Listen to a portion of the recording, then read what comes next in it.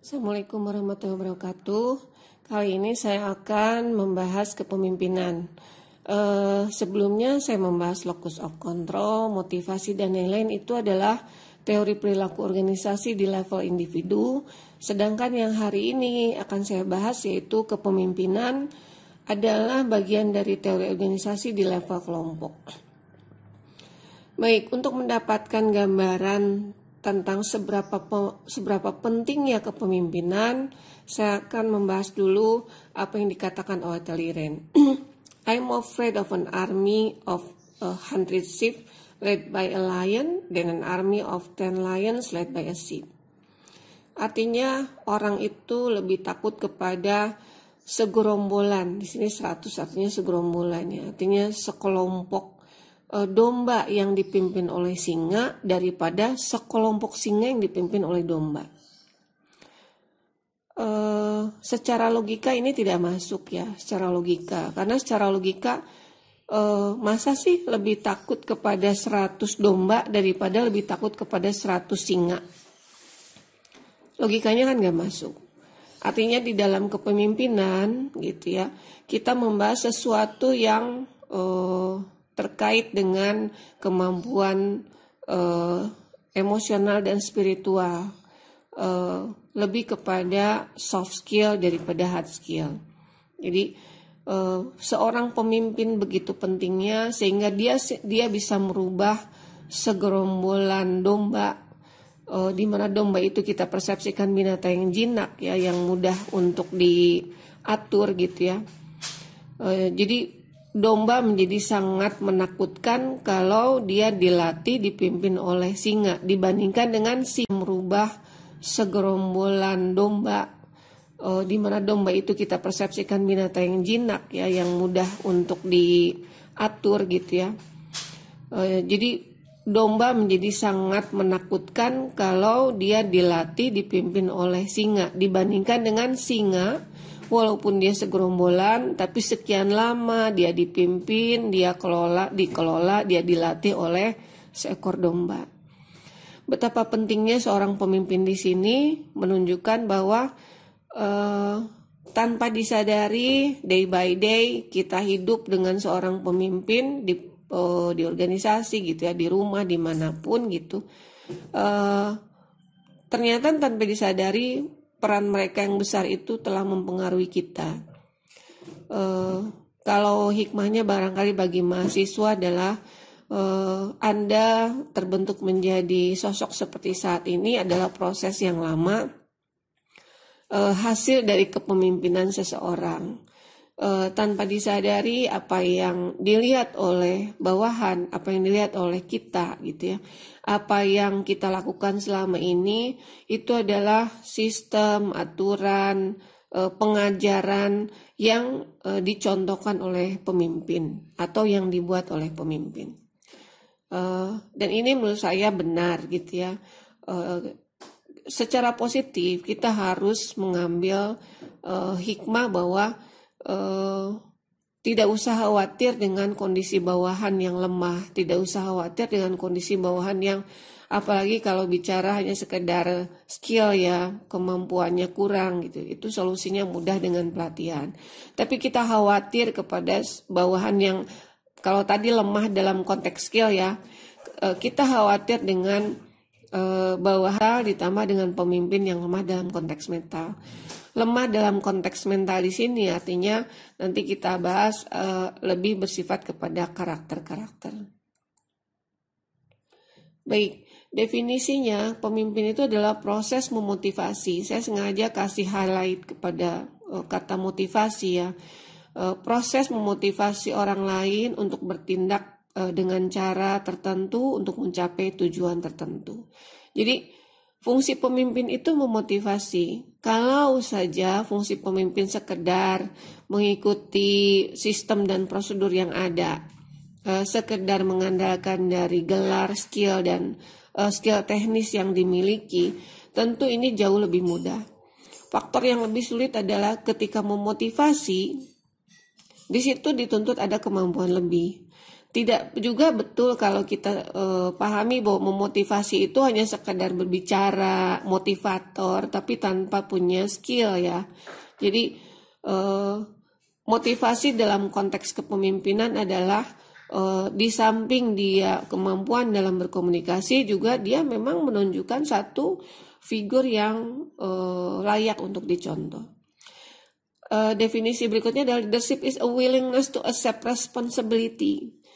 Accept responsibility. Jadi ketika kita semua ingin berkarir menjadi seorang pemimpin, kesalahan besar kalau yang terbayang oleh kita adalah penghargaan, gelar, lalu penghormatan, apalagi kalau bicara imbalan dalam bentuk gaji misalnya ya.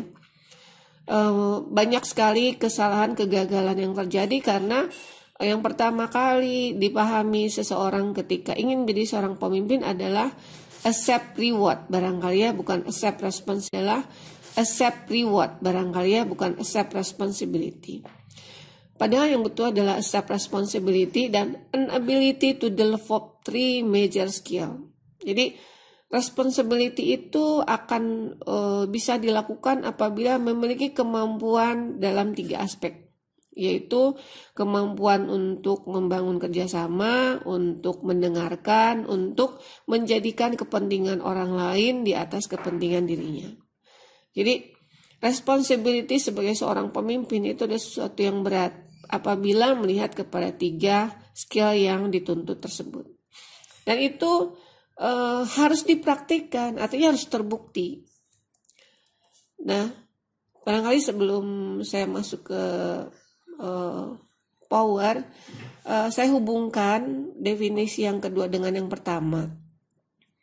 Jadi, apabila seorang pemimpin membuktikan tanggung jawabnya dengan menunjukkan ketiga skill tersebut, maka dia dapat memotivasi bawahan untuk melakukan sesuatu dalam mencapai tujuan, gitu ya. Jadi 2 definisi ini saling melengkapi dan menjadi definisi kepemimpinan menjadi sempurna. Baik, pada dasarnya ketika seseorang menjadi pemimpin, dia membutuhkan power. Tidak mungkin ada seseorang mampu mempengaruhi orang lain kalau dia tidak punya power atau kekuasaan ya. Nah, ada 7 alternatif power. Ini tidak berarti kaku bahwa satu power itu cukup memadai untuk memimpin dengan efektif. Kalau tadi untuk menjalankan tanggung jawab ya, jadi dibutuhkan beberapa power. Misalnya, apabila seseorang sudah memiliki ketiga ability tadi dan dia mulai menjalankannya, tapi misalnya dia tidak punya legitimate, misalnya tentu sedikit banyak ada kendala. Baik, saya akan jelaskan satu persatu. Yang pertama, coercive power, yaitu di mana seseorang memimpin dan memiliki kekuasaan karena dia lebih cenderung dikenal karena orang merasa takut, karena khawatir dengan punishment-nya.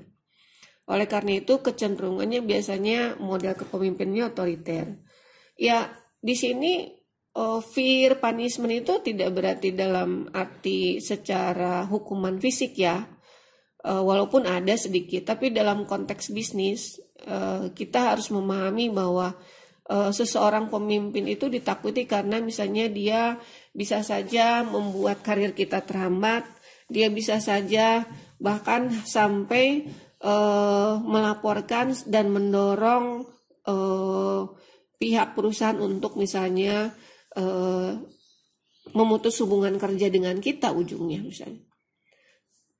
Atau misalnya dalam konteks keseharian bisa saja dia ditakuti karena punishment dalam arti kemampuan dia untuk mengajak orang lain untuk menghindari kita atau memberi hukuman secara moral. Misalnya kalau dalam konteks keseharian misalnya dia bisa saja dengan mudah tidak mengajak bicara misalnya ya, atau membuat lingkungan menjadi tidak suka kepada kita. Oleh karena itu biasanya mereka menggunakan gaya kepemimpinan otoriter, atau otoriter di sini jangan dilihat tidak suka, tidak memberi kesempatan kepada yang di bawah untuk ada diskusi-diskusi lah ya, saran, kritik dan lain-lain. Saya tidak bilang bahwa kekuasaan yang pertama itu 100% tidak tepat. Ada beberapa situasi di mana coercive power sangat efektif. Misalnya dalam situasi peperangan di mana kondisinya sangat genting, barangkali seseorang pemimpin harus mampu menjalankan coercive power. Banyak sekali, paling sederhana misalnya kalau Anda mengenal cerita tentang Muhammad Al-Fatih, itu dalam kepemimpinannya yang sekian lama itu ada saat-saat tertentu beliau menggunakan coercive power ya, sehingga dikenal sebagai pemimpin yang sukses. Baik, berikutnya adalah expert power.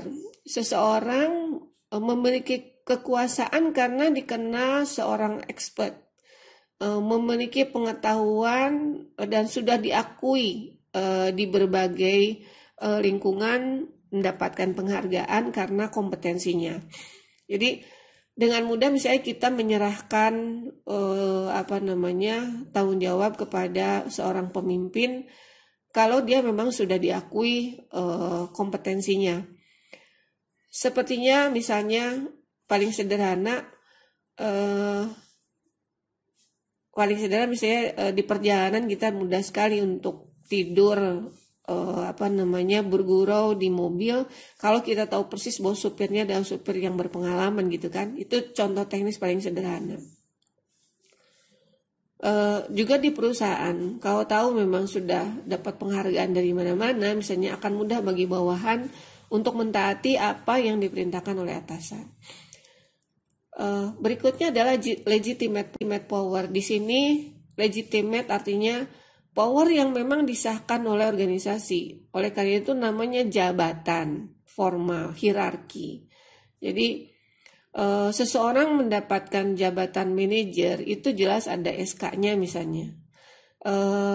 Dia juga berani menuliskan di kartu nama, di berbagai surat dan lain-lain karena posisinya memang legitimate, memang disahkan oleh perusahaan sebagai manajer. Nah, perlu semuanya sadari bahwa legitimate power ini power yang paling rendah sebetulnya dibandingkan power-power yang lain. Jadi kalau terlalu banyak manusia, terlalu banyak orang yang berebut ingin menjadi penguasa, memperebutkan legitimate power, pilkada pengen legitimate power, apa-apa pengen legitimate power, saya menangkapnya mereka bukan ingin mendapatkan tanggung jawab ya, tapi lebih ingin mendapatkan kekuasaannya. By the way-nya saya tidak ingin membahas, tapi banyak sekali manfaat dari memiliki kekuasaan kan. Tapi intinya seandainya orang memahami apa itu leadership, legitimate power itu hanya sebagai pelengkap saja, artinya hanya sebagai landasan awal saja, tidak menjadi panduan untuk melangkah. Misalnya, ketika seseorang sangat ingin memajukan perusahaan, memiliki ide banyak, misalnya ingin betul-betul mengajak semuanya bekerja dengan baik. Kalau dia tidak memiliki legitimate power, dia tidak menjadi apa-apa. Itu barangkali tidak bisa dia sampai masuk ke semua link. Tapi kalau dia punya legitimate power, misalnya dia bisa mempengaruhi ke atas, ke bawah, ke samping, kemana-mana. Artinya kalau tanpa legitimate power bukan berarti nggak bisa. Dengan expertnya, udah dikenal kok orangnya ahli gitu ya. Ya kalau ahli mah pasti suka dipanggil sama yang paling atas, dipercaya sama yang di bawah, dikenal sama yang selevel. Udah pasti tuh. Jadi bedanya tipis sekali antara lewat expert dan legitimate. Kalau saja dia memang expert.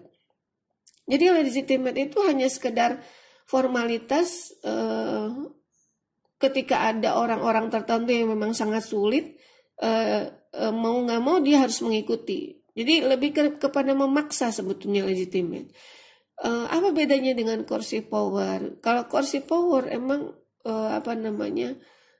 kemampuan itu juga bisa dari legitimate, tapi ada orang-orang tertentu yang memang sudah membuktikan dia hukumannya menakutkan gitu ya. walaupun dia bukan siapa-siapa. Nah, kalau legitimate lebih parah lagi, dia tidak membuktikan apapun, bisa punya kekuasaan sekedar memiliki jabatan. Dan itu banyak saat ini terjadi ya. Tidak memiliki kemampuan. Orang bilang gini, kalau di film-film kungfu misalnya ya, dia kan punya kemampuan untuk menghukum dengan mengalahkan, membunuh misalnya. Udah jelas ada kemampuan ya. Atau expert, udah jelas punya kemampuan, expertise, punya pengetahuan, punya kompetensi. Nah, legitimate ini bisa saja karena dia punya koneksi, karena ini dan itu, dia punya jabatan ya. Tapi kalau ditanya apa sebetulnya power dia selain jabatan itu, harus diakui beberapa tuh sebetulnya tidak punya gitu. Semuanya kalah dari bawahannya. Nah, itulah yang menyebabkan kalau tadi dikatakan lion, sekian banyak lion pun, sekian banyak orang pintar, orang ahli di departemen itu, di organisasi itu menjadi tidak efektif gara-gara pemimpinnya hanya punya legitimate. Terlalu banyak komplain dari masyarakat, dari customer, pelayanannya buruk, pelayanannya lambat, ini bermasalah, tidak efisien, bahkan ujungnya perusahaan rugi gitu. Itu adalah dampak-dampak dari seorang pemimpin yang hanya mengandalkan legitimate. Berikutnya adalah reverent power atau karismatik. Kalau bicara karismatik, ini proses gabungan antara expert dan mental atau karakter ya. Jadi kalau kemarin kita sudah membahas perilaku di level individu, mudah-mudahan kita bisa menangkap bahwa reverent power itu adalah orang yang memiliki kepribadian positif. Misalnya locus of controlnya internal, self esteemnya tinggi, misalnya self monitoringnya juga baik dan lain-lainnya, yang menunjukkan secara mental dan spiritual dia baik, ditambah dengan dia expert, bijaksana misalnya. Jadi orang yang memiliki karismatik itu kecenderungan memiliki power jauh lebih lama, lebih awet dibandingkan dengan semua power. Jadi di antara 7 power itu, reverent power itu adalah power yang paling lama. Saya paling mudah mengambil contoh-contoh karismatik itu karena salah satu ciri khas yang paling terlihat adalah dia mengorbankan kepentingannya demi orang lain. Contohnya kalau Muslim barangkali adalah Rasulullah Nabi Muhammad SAW. Beliau sudah meninggal sekian lama sampai saat ini menjadi karismatik. Banyak sekali orang itu yang karena mengingat bagaimana pengorbanan Rasulullah tiba-tiba termotivasi untuk menjadi berubah lebih baik. Begitu juga tentang nabi-nabi yang lain, Nabi Isa, Nabi Ibrahim gitu ya. Nabi-nabi yang lain, Nabi Nuh misalnya. Bagaimana cerita tentang Nabi Yunus, misalnya Nabi Nuh yang sekian lama berdakwah, umatnya tetap sedikit. Cerita-cerita tentang karismatiknya, walaupun kita hanya baru dengar ceritanya, tapi itu bisa menyebabkan orang mau berubah, artinya mengikuti apa yang diingat oleh nabi-nabi. Zaman sekarang ada nggak? Ada, walaupun di levelnya kelompok kecil misalnya, saya sering mendengar ada beberapa karyawan yang tetap tidak bisa move on dari pemimpinnya yang sudah dipindahkan. Bahkan ada yang sampai ikut pemimpinnya. Saya ikut Pak, kalau Bapak pindah saya ikut pindah. Kalau saya nggak boleh ikut pindah saya keluar aja. Jadi ada bahkan ketika dia sudah karena alasan logis dan lain-lain dia keluar dari perusahaan, dia tetap membina hubungan baik dengan pemimpinnya karena dia melihat karisma dari pemimpinnya. Dia tetap membina hubungan, berkonsultasi, seperti memposisikan terus-menerus menjadi bawahannya. Jadi reverent power ini kenapa disebut paling awet? Karena selama orang itu karismatik, selama orang itu menunjukkan karakter yang baik, dia juga ahli, mau mengorbankan kepentingan untuk orang lain, maka selama itu pula powernya ada. Kalau legitimate tuh paling lama mungkin 4-5 tahun ya. Nah, nanti kalau memang motivasinya untuk sesuatu yang kurang baik, pengen ditambah lagi biasanya, tanpa kinerja yang jelas. Baik, berikutnya adalah reward power. Nah, ini juga terkait sama legitimate barangkali ya. Biasanya pay, promotion, recognition itu kan baru bisa diberikan kalau seseorang memiliki power legitimate. Ini juga power yang relatif tidak terlalu efektif, tuh artinya tidak lama gitu ya. Tapi bisa saja orang memiliki reward power walaupun tanpa legitimate. Banyak kok di lingkungan kita orang-orang yang memang memiliki kelebihan secara material sehingga dia selalu menjadi orang yang bersifat pemimpin karena dia menjadi supporting dana gitu ya. Dia yang memfasilitasi sehingga ketika sekelompok orang ingin melakukan sesuatu, akan melakukan sesuatu, dia cenderung mengikuti apa yang diinginkan oleh orang tersebut yang memiliki reward power. Berikutnya adalah connection power, yaitu orang yang memiliki banyak koneksi. Nah, dalam kehidupan sehari-hari kita seringkali merasa tidak berdaya, harus mengikuti seseorang yang memang dikenal punya koneksi banyak. Misalnya oleh orang tua, kalau di rumah ya dia paling dipercaya, di luar pun dia memang dikenal misalnya punya banyak teman, prestasinya bagus dan lain-lain. Sehingga oke deh aku ikut saja. Menurut saya ini bukan power yang negatif ya. Baik sekali kalau kita memiliki power connection. Dan memang apalagi saat ini harus diakui bahwa connection itu bisa menjadi jalan berbagai kesuksesan kita. Kita tidak ingin membahas connection dalam konteks negatif. Misalnya jangan sampai dipahami oleh mahasiswa kalau saya mau jadi PNS, saya harus punya koneksi. Kalau saya pengen ke sini koneksi, bukan itu ya. Jadi connection power ini adalah orang pencapaian tujuan kita. Jadi saya ikut aja deh apa kata orang itu. Soalnya saya tahu persis kalau saya mau aman gitu ya. Orang ini punya koneksi kemana-mana sehingga kalau ada suatu resiko mudah minta tolong orang ini untuk misalnya membuka jalan ke salah satu. Kalau kita punya plan A, plan B, misalnya kita tempatkan orang-orang yang punya connection power ini misalnya di bagian human relation atau di humas keluar atau dan lain-lain, ya. PR misalnya. Baik, yang terakhir adalah information power. Nah, ini cocok sekali dengan zaman saat ini, information power.